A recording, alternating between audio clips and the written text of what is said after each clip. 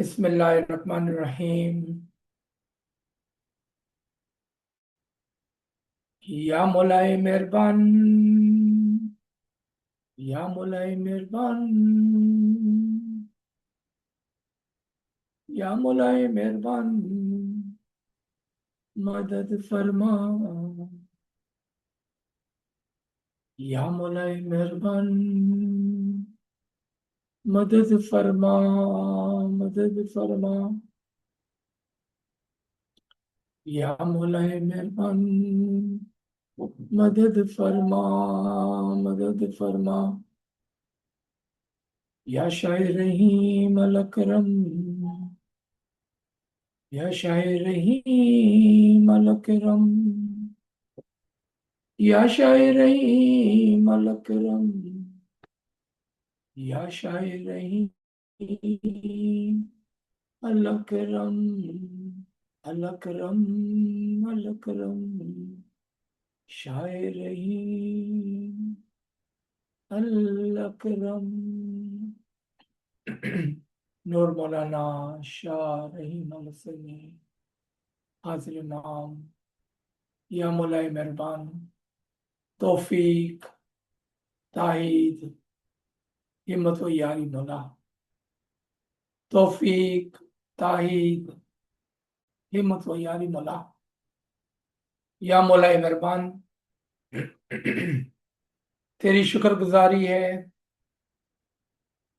कि आपने हम गरीबों को अपने दीदार से नवाजा। बहुत ही शफकत और प्यार से दुआशीशों के साथ खाना वदान फरमाए। नूर की रहमत फरमाई। या मौलाए मेहरबान, उससे बढ़कर आपने हमें अपने फरामीन मुबारक से नवाजा और हुक्म फरमाया कि ये फरामीन मेरी जमात के लिए है। आप उसको पढ़ें, उस पर तवज्जो दें।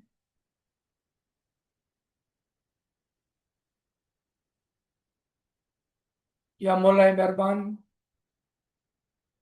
how do we thank you for the didar, for your prayers, your dua ashish, your khana vadan, and top of all, your guidance and your faramin. And then you said, by the command, this faramin are for my jamaat. Read and reflect on it.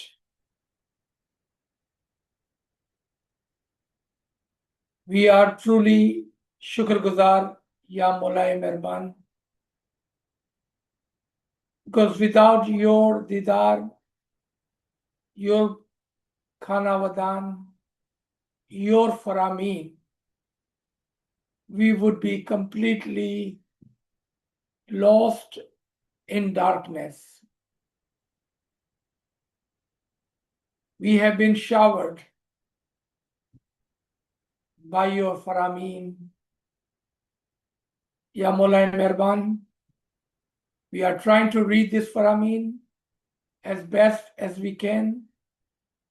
We are reflecting on it as per your command as best as we can. Ya Maula, if there is any shortcoming in following your farman, understanding your farman, reflecting on your farman, please have mercy on our soul and guide us spiritually from within us so we may understand what you would like us to do and how do we follow this faramin. All shortcomings are ours, Ya Maulay Zaman. Your words are perfect. It is our shortcoming that we do not see the words in between the line and those words which needs to be underlined and highlighted. Today we will read the second Farman of Shah Karim al-Husayni, Hazar Imam, Allahumma salli ala Muhammadin wa ala Muhammad. These are Houston, Texas, on 7th November, second Didar in afternoon. My dearest spiritual children, to all my spiritual children present in front of me and around the world, I give my warmest, my most loving, and my best blessings.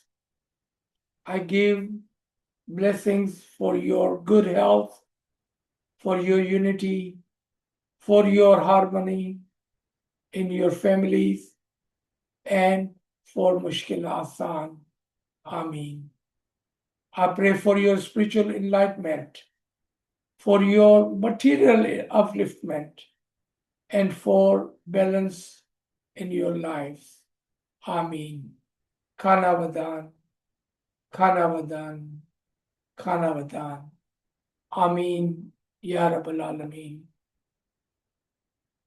I pray for the safety and security and peace of my Jamaat. All those living in the areas of conflict and of natural disasters. May there be peace in all your lives, and may your burden be eased. Amen. And I give special blessings for the eternal peace of the souls of the Rohani. Amen. Khanavadan, Khanavadan, Khanavadan. Amen. Ya Rabbal Alameen. I have accepted the bayah pledged by the Mukhi of Austin Jamaat Khana on your behalf. Bayah reforms the permanent spiritual bond between the Imam of the time and his Jamaat. This is a deeply significant bond. The bond between the Imam and his spiritual children is made in freedom and love. I care for you.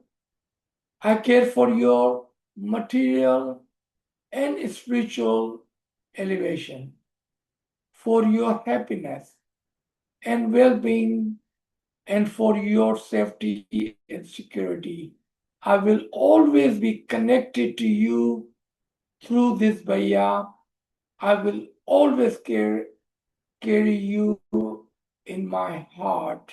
Khanavadan, Khanavadan, Khanavadan. Let's reflect on this paragraph. We will start with a question. Why do we take bayah again and again? If you remember, in our last week Farman, which was the first Farman, in the morning on the same day, Houston Jamaat Khana Mukhi Sahib offered bayah on the behalf of the Jamaat present. And now, on the same day, in the afternoon, Austin Mukhi Sahib is offering bayah, reaffirming the permanent spiritual bond between the Imam of the time and his Jamaat. Why? What is the need for that? Why should we do that? And why are we repeating ourselves again and again, sometime in the morning and afternoon in the same day? We must understand our traditions. And what is our traditions? Our tradition is that whenever a murid, a follower of the Imam Zaman, present himself in the front of the Imam Zaman, he must pledge and offer his bayah to the hand of Imam Zaman, accepting him as Murshid, the master, and submitting to him as Murid and Banda, Gulam. This has been our tradition from the very beginning. The bayah in the hand of the Imam of the time is the bayah in the hand of the Rasul-e-Khuda, and bayah in the hand of Rasul-e-Khuda is the bayah in the hand of Allah. And Allah's hand is upon those who have given the bayah in the hand of the Rasul and the Imam of the time. This is our tradition. And this is our way from the beginning, from the very beginning. And we must affirm and reaffirm our bayah to the Imam, and in return, Imam accepts our bayah. But this bayah must be of free will, of freedom. Meaning, no one can force you to take this bayah. Imagine 20, 30, 40,000 Jamaat sitting in front of the Imam at the time of Didar. In the representation, Bukhi Sahib offers and pledges the bayah to the Imam of the time on the behalf of the Jamaat. But Imam is reminding the Jamaat, are you offering, affirming and reaffirming your bayah with your free will? This bayah must be made in freedom. Is not forced upon you. And with the love of the Imam of the time. So if there is one murid sitting in that hall, in his heart and his mind, he says, but I didn't want to offer my pledge to the Imam Zaman.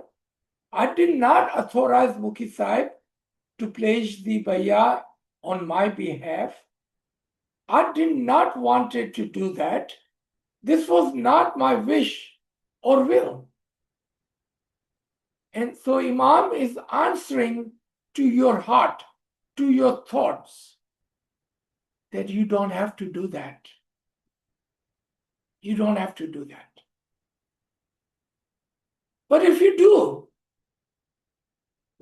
do, with your free will, with the freedom and love, then in return, Imam says, I care for you. I care for your material and spiritual elevation, for your happiness and well being, and for your safety and security. I always be connected to you through this bayah. If you offer with the freedom of your free will, of your heart and mind, and with the love for the Imam Zaman, then I accept. Then I accept, as this is a very significant bond between the Imam of the time and the Jamaat. This part must be understood by each one of us, and through you, to your children, to your families, to your Jamaat, to your friends. So whenever a conversation is struck and the question is asked, when did I give permission to Mukhi Sahib to offer a bayah on my behalf? Your answer would be, you do not have to. If you did, then there is a bond, a permanent, strong bond between you as a murid and Imam as the murshid. If not, you have a free will to not do so. And if you don't, there is no bond. There is no obligation. And when Imam used the word like permanent, spiritual bond, a child can run away, but the permanent bond between a child and parents remains. They cannot break that relationship. That relationship remains. That is the permanent spiritual bond between the Imam and the Jamaat. So if you do not offer, and as we read further down, you will come to those understanding by the Imam to the Jamaat. Then remember, we are from one single soul, Nafsun Wahida. And that is our permanent bond with the Imam Zaman. And that cannot be broken. Willingly or unwillingly, we all are from him and we shall return back to him. You have no say-so in that matter. But as long as you are living in this physical world, you have a free will to accept or not to accept. Let's go further. If you still have some question regarding this paragraph, please start writing your question in the chat and we will try our best, if Imam's guidance are upon us, we'll answer. Imam goes further in the Farman. As I continue to meet with my United States Jamaat, I keep all of my spiritual children with me in my thoughts. You may not be physically here this afternoon, but you are all with me, and all my farmans are also for you. So this is the first time. In previous, I believe this farman number is number 9 of the Hazar Imam.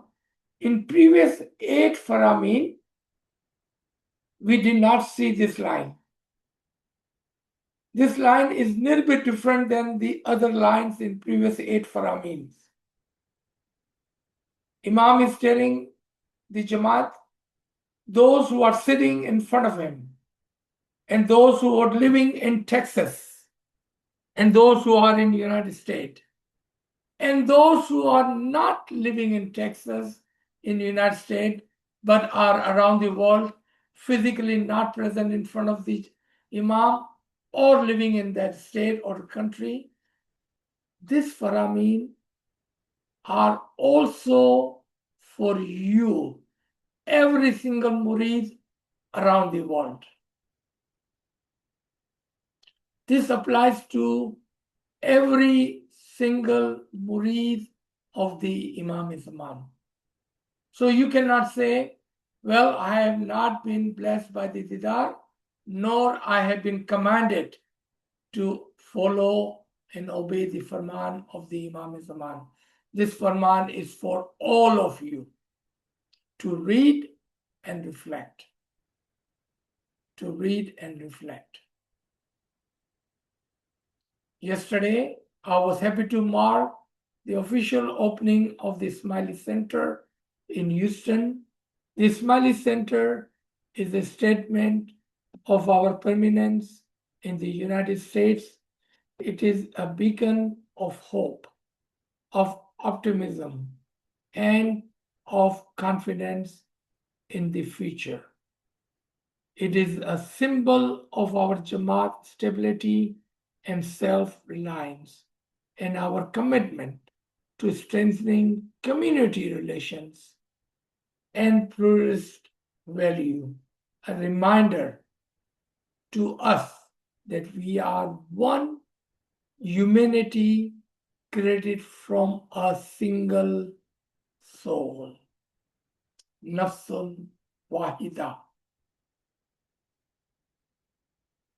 Here I would like to take this line, this word once again. Because I think when Imam talks about single soul, nafsun wahida, we are not paying attention, we are not understanding. Who is this single soul, nafsun wahida, universal soul, one single soul?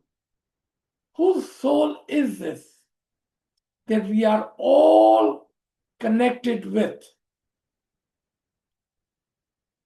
The entire humanity we are talking about here now. Who is this one single soul that Imam keep reminding us of? Not only Hazar Imam, but in his previous Jama, he reminded us of this many times over. Who is this one single soul that we are all connected to? Regardless of who we are, the entire humanity, what is this that binds us together as one single community, as human? As we all know, that we are physically, spiritually, and intellectually children of the Adam, as Bani Adam, We are all connected. And that single soul which was blown into the Adam continues to present itself in the different times, in different eras, and today in the Imam Zaman. He is that Wakulle Sha'in who encompasses all the souls within himself as one single soul. We are all part of him and his single soul. He is that Nafsul Wahida which connects us as spiritual or intellectual children of the Imam Zaman. As a smiley, Imam calls us my spiritual children. But entire humanity is also connected to him as a single soul. And with that relationship, we have obligation toward each other, toward our communities, our Jamaat, and other communities in which we live. Imam goes further.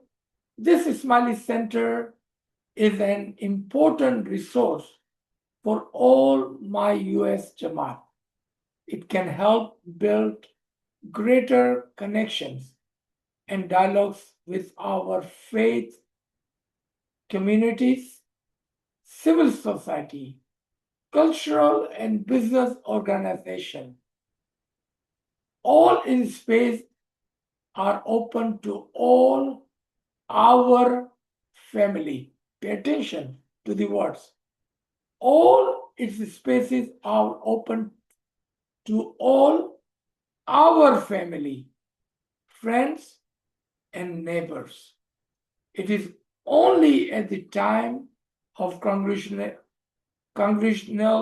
prayers that the prayer hall is exclusive to those who have pledged their bayah to the Imam of the time. Do you see? When I was talking about the pledge and the freedom and love and free will. Now go back to that paragraph and connect this paragraph with that.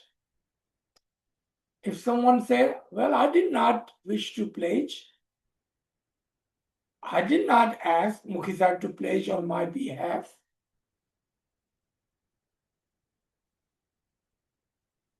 Here, Imam, with his wisdomful words, giving you a message. And what is the message? It is only at the time of congregational prayers that the prayer hall is exclusive to those who have pledged their bayah to the Imam of the time. So if you are not in that, this is not for you either. This is called reading in between the line. Understanding and reflecting on Farman. This Imam is openly giving you a free will, a freedom to choose what do you want to be to the Imam of the time. And what does Imam is to you. But the free will remains with you. There is no force. There is no force whatsoever. So Imam is telling you, if you are under my bayah, that this is exclusively for you. If not, the rest of the community can come anytime. You can come anytime too. Because the communities we live in, they are our brother and sister connected by that one single soul. And you are included in that. But if you wanted to be specially included in the family, in our friends, then you have a special place within this Ismaili center we call Jamaat Khana or prayer hall. I want you and your families to make full use of the many facilities of the Ismaili center. They are not just here to look nice, even though they do look nice. They are to be used, to have life in them. How do we put life into a building? Imam is saying, these places are beautiful and they look good, but you must put life into it. How do you do that? Use it. Come in, bring your friend, bring your neighbor. Come, enjoy this space. Have conversation. Talk about intellectual things. Have fun in it. Bring your family. Have a picnic. There's a nice, beautiful garden and a canteen. Use this space, make it alive. And a live person can make this building alive. And that is you. Imam is inviting you to come into this. I want the center to be a warm, inviting, and cordial place. I want my Jamaat to encourage people to visit. We will create positive encounters and engagement there. And I want it always to be a space of peace. When Imam says this place needs to be of peace, this is not, and I remember one of the Shah Karim's Farman regarding the new Jamaat Khana. The new Jamaat Khana is for you to come and enjoy and have a peaceful sitting. But this Jamaat Khana is not a place for politics. Imam used the word. This is not the place, this is not the Jamaat Khana for the politics. If you wanted to play politics, that is fine, but do it outside the Jamaat Khana. You will find that Farman of Shah Karim regarding the space within the Jamaat Khana. Imam is using different words for it. This is space of peace and an emotional, mental, and spiritual oasis for everyone. Come have an intellectual discussion, peaceful talk, dialogues, friendship, love. But this is not the place for argument or politics. This will be a place where isolation is banished and replaced with the bonds of friendships. Subhanallah. And this is how we do it. Imam is showing us how to do it by bringing your families, your friends, your community, your co-workers, or just simply come and see what is happening in the Ismaili Center on a particular day, because there would be a lot of activities. If you ever been to the Museum in Toronto, there is always hustling and bustling, always activities going on there. Even if you are alone, you do not feel alone. There's always something happening there. This will be the example of the Smiley Center in USA, in Texas now, inshallah. My dear Jamaat, the Quran teaches us that we are connected to each other. We are intended to have strong human connections. So here, let me stop and remind you how we are connected by one single soul, Nafsun Waida. As one Jamaat, we are connected by the Imam of the time. We are connected by our local Jamaat Khanas and the Jamaat within. And above all, we are connected by the one single soul from which we all have come from and we shall return back to. When our strongest relationships are with our screens, we lose our human connection. Imam is talking about your cell phone, your electronic devices. When our strongest relationships are with our screens, we lose our human connection. Social media is programmed to pull people away from each other. Imam is telling you, the phone, the social media is programmed to pull you apart, away from each other. The allegoric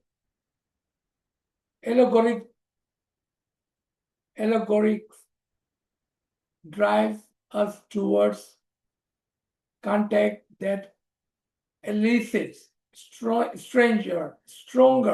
and stronger emotional reaction. It pulls us apart, makes us one isolated person.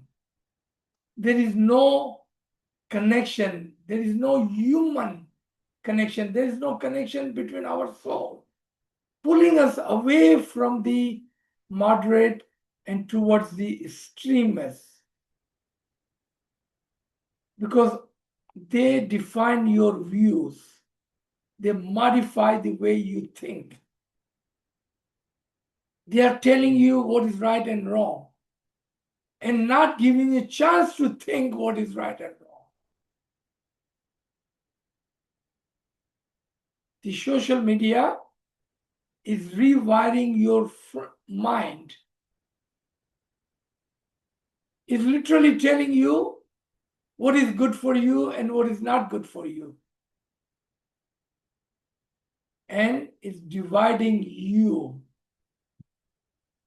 It's dividing you.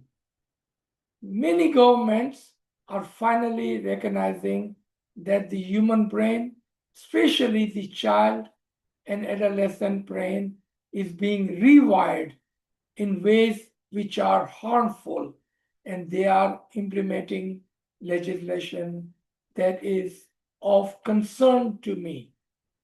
Legislation to limit or ban social media use for children.